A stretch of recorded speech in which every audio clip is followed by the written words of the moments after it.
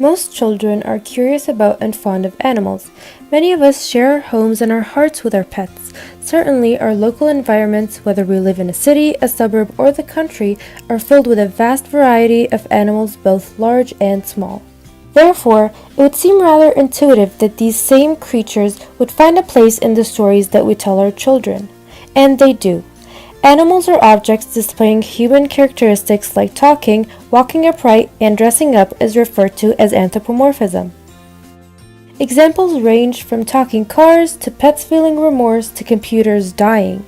Now this prompts the question, what purpose does anthropomorphism serve in populating many early childhood stories?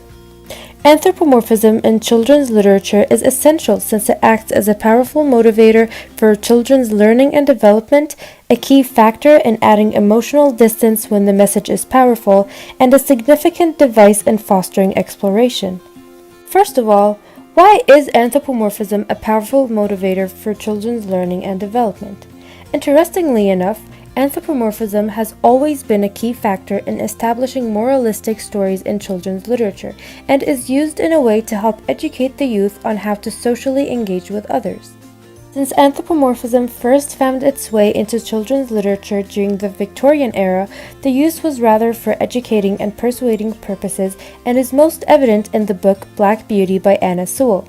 According to Dunn, the story is told from a horse's perspective, and unfortunately the horse faces many forms of abuse. The goal of this story is to spread awareness of animal abuse, and by telling it through a horse's perspective, a sense of sympathy is felt by the child for the animals. Additionally, and according to Vogel, a famous story that portrays the emotion of regret through anthropomorphism is a fable by Aesop. The Sick Lion is a story in which some animals insult a dying lion who now wishes that he had treated them less arrogantly in the past. These two examples, among many others, have always had a positive impact on children's behavior. Evidently, pet stories bring out children's desire to nurture, protect, and sympathize. Stories reflecting the vulnerability of wild creatures encourage a sense of compassionate kinship, and thus engage the children's interest and empathy. Therefore, anthropomorphism teaches children the consequences of their actions, inclusion, and inspiration, among other morals that enhance their social development. The market is full of anthropomorphic stories that provide children with significant moral lessons, such as Shannon's Good Boy Fergus. This book can serve as a friendly introduction to teaching students about learning to follow class rules. And Romanova's The Perfect Friend teaches kids about the positive aspects of change and inclusion. Moving on, anthropomorphism is a key factor in adding emotional distance when the message is powerful.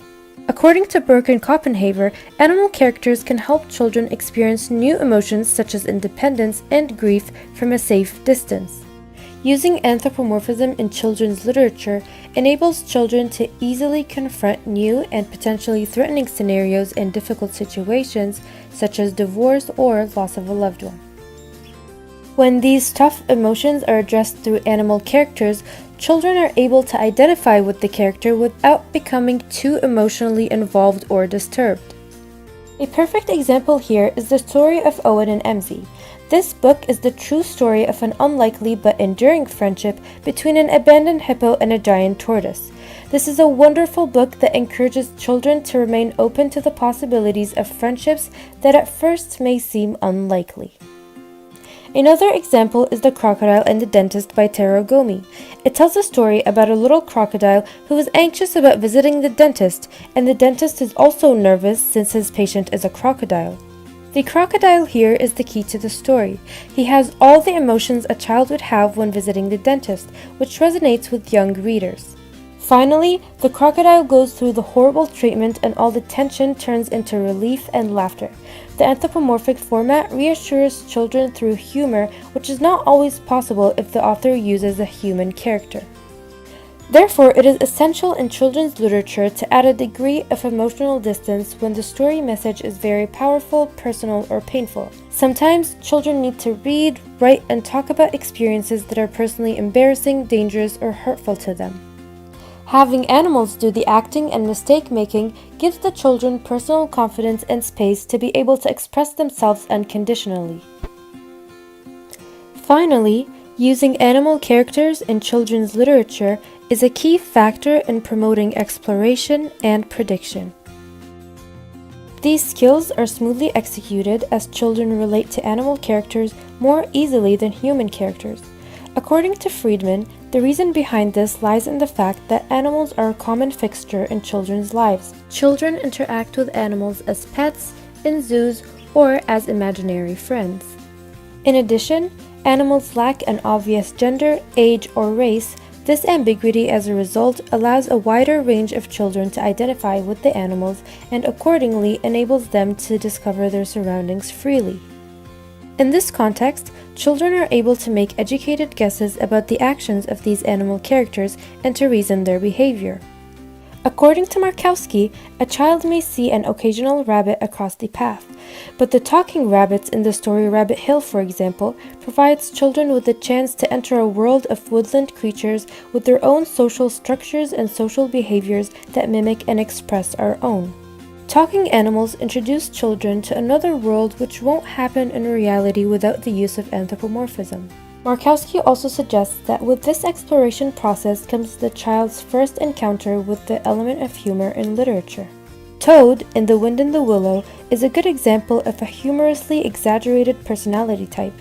This discrepancy between him being an ugly toad, yet also trendy, makes him a unique, funny creature. These animals can also become caricatures of tradesmen, happy grandfathers, or fearful children. The child is amused by recognizing these personalities, while at the same time, the story suggests methods for predicting and exploring how to deal with such people.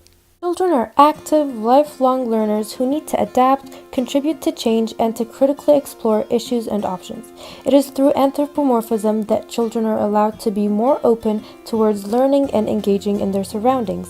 The emotional distance that the animal's presence creates grants children space to become reflective and critical about life problems and choices. Certainly, anthropomorphism appeals to children as it is easily relatable to and adheres to the imaginative mind of a young child.